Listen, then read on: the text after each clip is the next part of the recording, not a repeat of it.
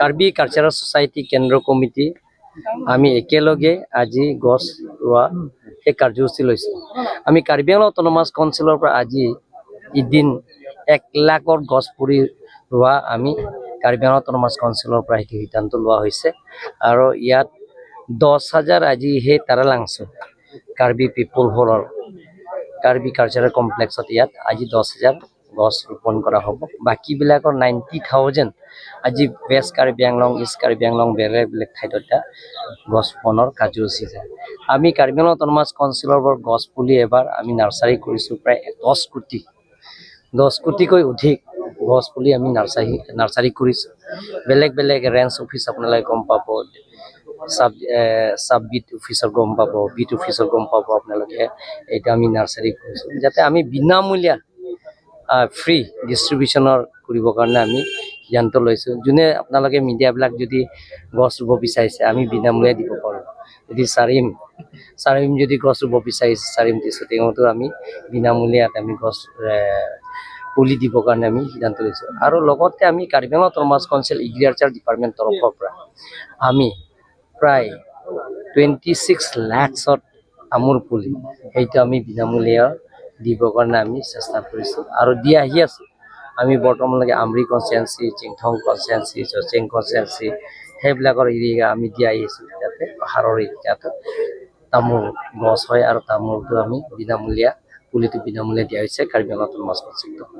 এনেধৰণৰ আমি প্লাষ্টিকো বেন কৰিবৰ কাৰণে আমি চেষ্টা কৰি আছোঁ আৰু ষ্টিল অৰ্ডাৰ দিম আমি কালিৰ পৰা। ডিষ্ট্ৰিক্ট কমিশ্যনাৰ বাইদেউ আছে ইয়াতে, লগতে আমি কাৰ্বি আংলং অট'নমাছ কাউন্সিলৰ পৰা আমি এটা অৰ্ডাৰ দিম যাতে প্লাষ্টিকৰ মানুহে ইউজ নকৰে সেইটো আমি চেষ্টা কৰিম। আৰু লগতে যাতে আমাৰ ইয়াত ডিফু নদী আছে, এই ডিফু নদীটি যাতে মানুহবিলাকে যাতে লেতেৰা বস্তু নেপেলায় সেইটো ইয়াত স্থানীয় ৰাইজে সজাগ হ'ব লাগিব। ইয়াৰ মানুহবিলাকৰ সচেতন হ'ব লাগিব। কাৰণ এইটো গছ আমি যিমান ৰুব আৰু কাটা সংখ্যা যদি বেছি হয়, কাটা মানুহ যদি বেছি হয়, গছ চুৰ কৰা মানুহবিলাক যে বেছি হয়। কাৰণ ইয়াত মানুহে চুৰ কৰে, বাহিৰত মানুহ আহি চুৰ কৰা নাই। কাৰ্বি আংলঙৰ যিবিলাকৰ পাৰ্লিমেণ্ট আছে মই নকওঁ, কিন্তু যোনে যোনে চুৰ কৰিছে সেইবিলাকতো আমি গম পাইছোঁ। ট্ৰাকবিলাকক চিজ কৰাইছে আপোনালোকে দেখা পাব।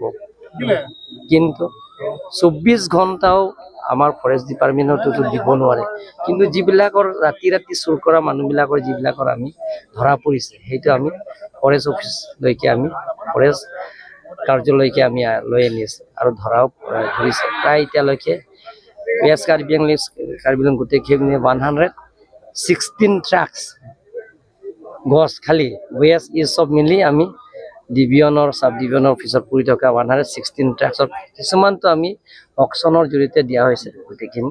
গতিকে ইয়াৰ মানুহবিলাকে ইয়াত চুৰটো কৰা হৈছে, বাহিৰত মানুহ নাই। গতিকে সকলোৱে ইয়াত সচেতন হ'ব লাগিব, মানুহবিলাক বুজি পাব লাগিব যে গছ কাটিলে ইয়াত বৰষুণ কমি যাব, গছ কাটিলে ইয়াত যিমানখিনি বৰষুণ হ'ব লাগে সেইটো নহ'ব, পানীবিলাক শুকাই যাব আৰু ইয়াত যিবিলাকৰ ইয়াত ৱেডাৰৰ বেয়া হৈ যাব। সেই গোটেইখিনি মানুহে নিজে চিন্তা কৰিলে সেইটো যাতে গছ নাকাটে বা গছ ফৰেষ্টে ৰুই আছে আৰু যদি কাটি দিয়ে, ইয়াত বেলেগ নহয়। ইয়াত আমাৰ তাৰালাংচুত আপোনালোকে যাব বা টিপু টাউনত যে আমি কিছুমান ইয়াত কাৰ্যালয় অডিটৰিয়াম মহলত 3000 অডিটৰিয়াম মহলৰ যিবিলাকৰ চেণ্ট্ৰেল এচিবিলাকৰ পাইপবিলাক চুৰ কৰে ইয়াতে। আৰু যিবিলাকৰ এতিয়া আমাৰ আৰ্টিষ্ট কেম্পবিলাকৰ তাৰ ফেন চুৰ কৰে আৰু সেই ৱাৰিংবিলাক চুৰ কৰে আৰু আমাৰ ইচি পাইপবিলাকৰ চুৰ কৰে। ধৰাও পৰি আছে, আমি ধৰিও জেলত পঠাই দিছোঁ, লকআপ লগে ভৰাইছোঁ, তাৰপিছত জেললৈকে পঠাইছোঁ। আকৌ ঘূৰি আহিলে আকৌ তেওঁলোকে এনেকৈ কাৰ্যসূচী কৰে। গতিকে যাতে সেইবিলাকৰ মানুহে যাতে নকৰে। আৰু যিকোনো খবৰৰ বাবে যোগাযোগ কৰক 7099017330 লগতে 7099017110 নম্বৰত।